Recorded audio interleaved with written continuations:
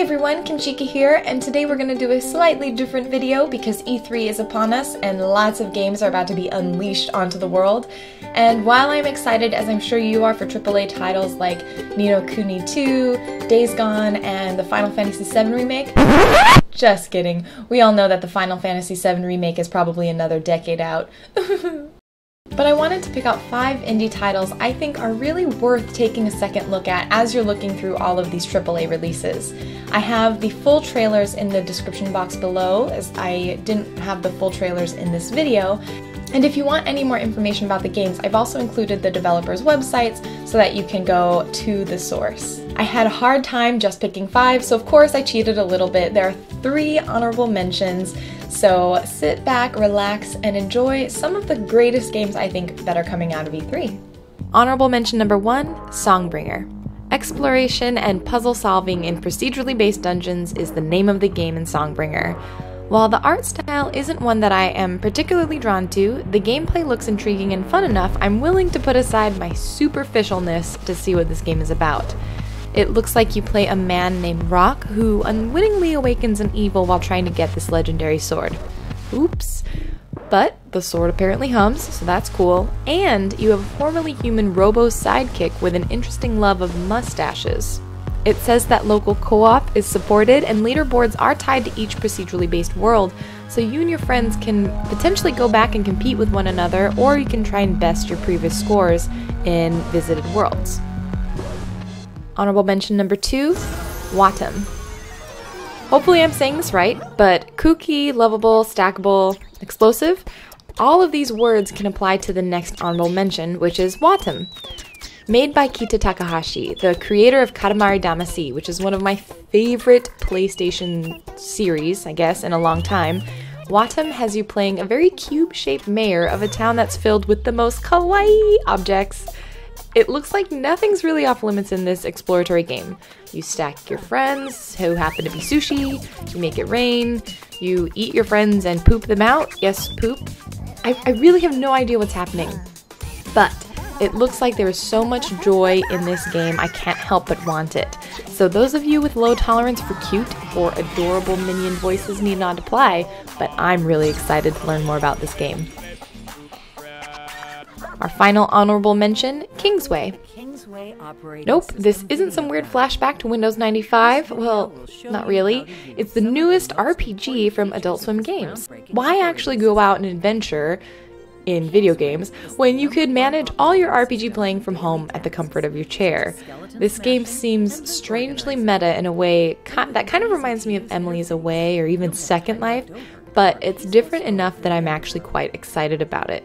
And who knows, maybe this will be the RPG of the year for me. Final Fantasy, watch out. And now for the top 5. Overland. The minimalist style has really come to its own these past few years with games like Limbo, Inside, The Silent Age, I could go on, but they all show simplicity can still convey depth. And this style continues in Overland, a turn-based strategy game set in a post-apocalyptic time. You control a variety of characters, including a cute dog, and making tough choices and trying to survive. Every choice you make is designed to have at least a small element of sacrifice, so those who aren't able to make tough decisions need not apply. The interface looks easy to learn. I like the personality and the character avatars and how you can see the reactions to what's happening in-game. And the way encounters seem to be on a square field and randomly generated makes me feel like there will be a lot to get into. Number 4, Lost Ember. My number 4 choice has a bevy of awards already under its belt, and I can't wait to get my hands on it. Lost Ember follows the tale of a wolf who is able to control other creatures of the forest. And this includes birds, fish, and it looks like it possibly allows you the ability to create things like bridges, if I'm interpreting the trailer correctly. The journey is about discovering civilizations that have existed in the past with the help of an armadillo-looking companion. The imagery looks beautiful, the music is just heart-wrenching, and it reminds me a little bit of fellow indie game Everything with some of its more contemplative and exploratory nature.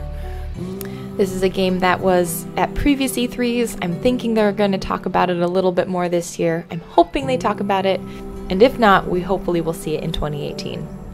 Number 3, Sundered. Big boss battles. That is what I can't wait for with Thunder Lotus's new game, Sundered. I couldn't put down Jotun, their Norse mythology-inspired title that came out about a year or two ago, and Sundered takes a much darker turn by drawing inspiration from Poe's Underworld.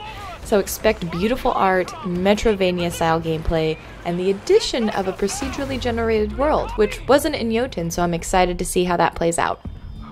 Number 2, Where the Water Tastes Like Wine. The full title is Where the Water Tastes Like Wine, a Bleak American Folktale, and with a title like that, you can't help but wonder what this game is about. Couple that with a beautiful hand-drawn art style and this Appalachian bluegrass-sounding soundtrack, 16 different character stories written by different writers, and now I need to give it a shot. This is a narrative game designed to be an anthology of short stories set in the Great Depression, and developer Nordhagen, who's also worked on Gone Home, wanted an emphasis on Americana, travel, and what happens with the give and take of sharing stories. And there's even a telephone element, as you will be able to hear backstories that you've shared from other sources, and you'll be able to see how these tales can take on a life of their own. I love story-driven games, and the way that this one seems to explore the act of telling and creating stories has me really excited. Number 1, Yiik, a postmodern RPG.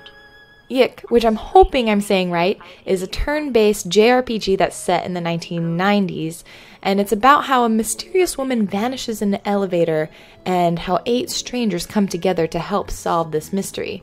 Now, you had me at JRPG set in the 90s, but it gets better.